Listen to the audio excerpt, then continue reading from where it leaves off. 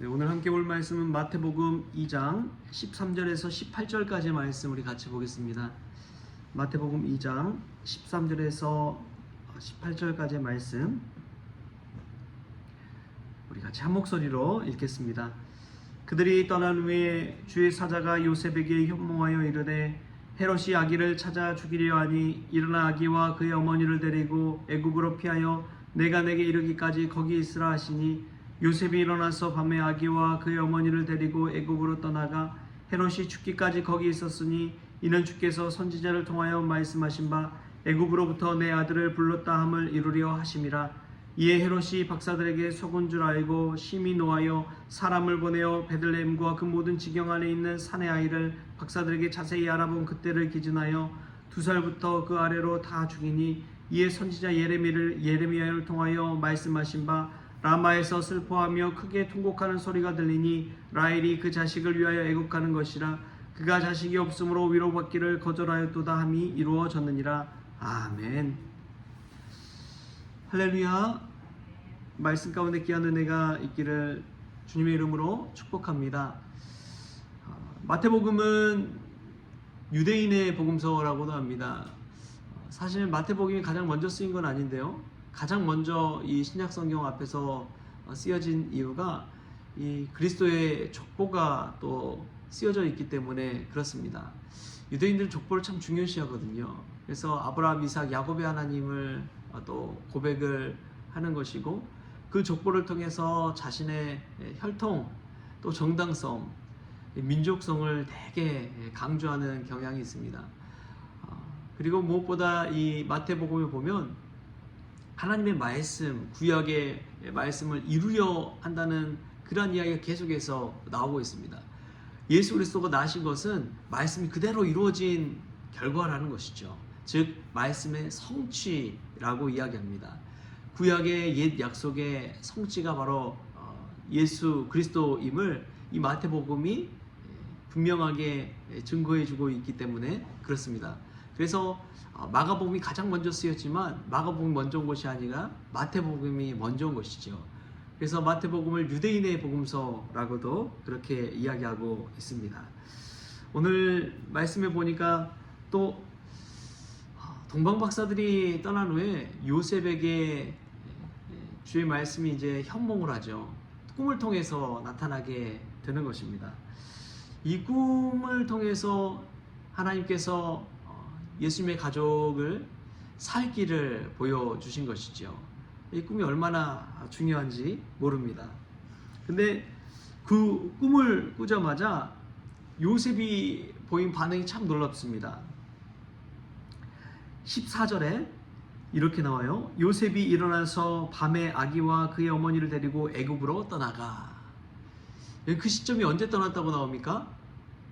낮에 떠났나요? 밤에 떠났습니다. 일어나서 그 밤에 그냥 가족들 다 데리고 애굽으로 피난 간 거예요. 여러분, 이 일이 그냥 쉬울까요? 꿈 한 번 꿨다고. 여러분, 어제 간밤에 꿈을 꿨는데 너무 꿈이 사나워가지고 그 밤에 그냥 짐 싸들고 가족들 다 함께 여러분 중국으로, 일본으로 떠난다고 생각해 보십시오. 쉬운 일이 아닌 것이죠. 근데 요셉이 꿈을 꾸고 나서 그러한 결단을 한 것이죠. 밤에 그러한 역사가 일어났습니다. 니고데모도 밤중에 예수님을 찾아와서 그 인생이 완전히 변화되게 되었죠. 유대인들은 밤을 참 중요하게 여깁니다. 예수님께서 천지창조를 하실 때 저녁이 되고 아침이 되니 첫째 날이니라. 하루의 시작을 우리는 아침이라고 생각하는데 유대인들은 저녁이라고 생각을 해요. 그러한 문화가 있기 때문에 하루의 시작, 새로운 시작을 열어갈 때 저녁이 되는 그 무렵부터 이제 안식일이 시작되고 저녁이 또 하루의 시작이라고 그렇게 생각을 합니다. 그래서 그 밤에 이제 요셉이 꿈을 꾸고 바로 그냥 그 꿈대로 가족들 다 데리고 애굽으로 피난 가게 된 것입니다. 여러분, 이것을 볼 때 참 생각해 볼 것이 있어요. 세상 사람들은 축복의 땅을 찾아가는 경향이 많이 있습니다. 좋은 자리, 좋은 위치, 그런 축복의 땅을 찾아가는 경향이 있는데, 하나님의 사람은요, 축복의 사람이 되어서 자신이 가는 그곳을 축복의 땅으로 만들어 버립니다. 그게 믿음이에요. 요셉이 애굽으로 갔을 때 이 요셉이 가족들이 다 구원받고 그곳에서 생명을 살리게 되잖아요. 이런 모든 것들이 축복의 사람이 될 때 가능한 것이죠. 저와 여러분이 축복의 사람이 될 수 있길 바랍니다. 축복의 땅, 축복의 자리를 찾아다니는 것이 아니라 우리가 축복의 사람이 된다면 우리가 머무는 그 자리를 축복의 땅으로 만들 수가 있는 것이죠. 우리가 정말 이 하나님의 사람이 되어서 어디로 가든지 복을 나눠줄 수 있는 그러한 복의 사람들 다 될 수 있기를 바랍니다. 또 보면은 애굽으로 이 피난 갔다라고 하는 것, 그것은 선지자를 통하여 말씀하신 것, 애굽으로부터 내 아들을 불렀다 함을 이루려 함이라.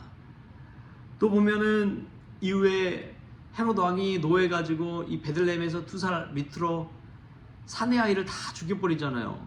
어떻게 그런 일이 가능할까 싶지만, 이 자신의 왕권을 노리는 어떻게 보면 반란 세력이라고 볼 수 있는데, 그것을 그냥 뭐 아이 할 것 없이 가차없이 그냥 다 죽여버리는 이 헤롯 왕의 잔인함을 볼 수가 있습니다. 자신의 자리를 지키기 위해서 생명을 해하는 것에 있어서 꺼리낌이 없는 것이죠. 그 일을 통해서 예레미야 선지자를 통해서 하는 말씀을 이루려 하는 것. 성경을 보면은 약속의 말씀이 이루어지는 것이 그대로 기록되어진 것이 성경이라는 것을 보게 됩니다. 때로는 슬픔의 이야기지만 그게 그대로 이루어져 있어요. 이 말씀이 이루어진다, 말씀이 이루어진다, 이것은 하나님의 말씀을 믿고 우리의 삶 가운데 그대로 이루어가는 것인 줄 믿습니다. 하나님은 우리 성원교회를 향해서도 일어나라, 빛을 발하라, 교회여 다시 일어나라, 올 한 해 또 새로 표현을 주셨는데, 이사야 말씀을 통해서 또 일어나는 우리 성원교회가 될 수 있길 바랍니다. 그 말씀이 그대로 일어나서 우리의 삶 가운데서도 빛이 발하는 놀라운 역사가 일어날 수 있기를 바랍니다. 또 보면 애굽으로의 피난을 보면 요셉 가족만, 예수님의 가족만 애굽으로 피난 간 것이 아니었습니다. 그 이전에도 이미 아브라함이 애굽으로 기근 때문에, 양식 때문에 피난을 갔었고요. 또 그 이후에 야곱 가족, 하나님께서는 요셉을 앞서 보내셔서 애굽의 총리로 만드시고 야곱의 모든 이 70여 명의 가족들을 애굽으로 가게 해서 그 곤란한 죽을 수밖에 없는 그런 시기를 잘 견뎌내고 살려갈 수 있게 한 것이죠. 마찬가지로 이 예수님의 가족도 꿈을 통하여서 애굽으로 피난 가서 살 길을 열어주시고 다시 건져 올리게 한 것입니다. 그 당시 애굽은 이 나일강이 있었기 때문에 풍요로운 땅이었어요. 기근이 없어요. 늘 물이 풍족했기 때문에 농사도 지을 수 있고, 또 나일강이 범람해서 그 하천 지역이 다 이 퇴적물로 인해서 풍요롭게 되면 또 농사를 잘 지을 수 있고, 그러한 곳이었기 때문에 주변 문화에서 많은 이들이 이 이집트, 애굽으로 내려올 수밖에 없었습니다. 그래서 이집트 문명이라는 것이 4대 문명의 발상지가 이 이집트잖아요. 그러한 이유가 다 있는 것이죠.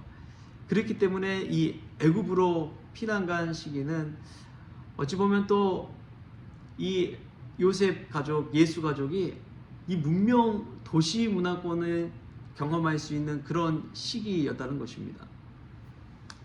저는 코로나 이 시기에 제주도에 가서 이렇게 생활했던 것이 참 기억에 남습니다. 물론 코로나로 어려운 시기이기도 했지만 가족들 전체가 가서 제주도에 보낸 시간이 참 하나님께서 쉼을 주시는 시간이었구나. 하나님께서 가족들과 함께 보낼 수 있는 시간을 주셨구나. 그런 생각이 많이 들어요. 그래서 그곳에서의 생활도 참 의미 있게 다가옵니다. 아마 이 요셉 가족도 그랬을 거예요. 나중에 본인들이 피하고 나서 엄청난 아기들이 죽는 엄청난 피해 복수 그 이야기도 들었겠지만, 하나님께서 또 본인 가족을 이끌어서 애굽으로 피난 가게 하시고, 그곳에서의 삶을 통해서 생명을 얻고 또 도시 문화도 경험을 하고 돌아올 수 있도록 하는 그러한 경험을 통해서 하나님이 자신들을 이끌어가고 있음을 고백하게 되었을 것입니다. 여러분 가운데서도 그런 경험이 있을지 모르겠어요. 하나님이 살짝 다른 곳에 가서 머물다가 쉬다가 회복하고 돌아오게 하는 그러한 경험. 하나님께서 우리의 앞길을 인도하신 줄 믿습니다. 피할 길을 주시고 갈 바를 알지 못하지만 나아갔을 때 하나님의 인도하심을 경험하고, 오늘도 하나님이 나를 살리기 위해 인도하심을 체험하는 그러한 은혜가 저와 여러분의 있기를 소망합니다. 여러분, 이곳에 있을 때가 가장 복된 시간인 줄 믿습니다. 우리가 하나님의 사람, 축복의 사람이 되어서 우리가 머무는 곳을 아름다운 생명의 땅, 축복의 땅으로 만들어가는 그런 저와 여러분 될 수 있기를 좋으신 예수님의 이름으로 축원합니다. 기도하겠습니다. 좋으신 하나님 감사합니다.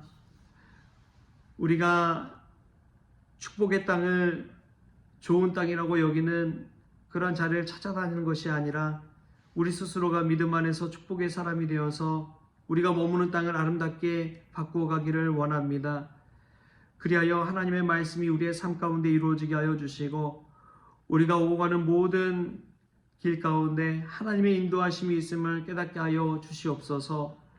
아브라함이 또 야곱이 요셉이 예수님의 가족들이 애굽으로 갔다가 다시 돌아온 것처럼 때로는 우리가 머무는 그 자리에 통해서 하나님께서 쉼을 주시고 재충전하게 하여 주시고 또 살 길을 열어주셨다는 사실을 깨닫고 감사하게 하여 주시고, 또 돌아와 하나님의 일도 잘 감당할 수 있는 믿음의 사람들 될 수 있도록 주님 주장하여 주옵소서.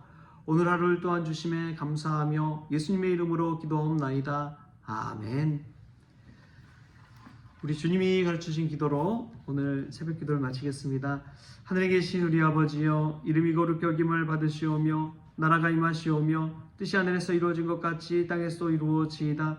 오늘 우리에게 일용할 양식을 주시옵고, 우리가 우리에게 죄진 자를 사하여 준 것 같이 우리 죄를 사하여 주시옵고, 우리를 시험에 들게 하지 마시옵고 다만 악에서 구하시옵소서. 나라와 권세와 영광이 아버지께 영원히 있사옵나이다.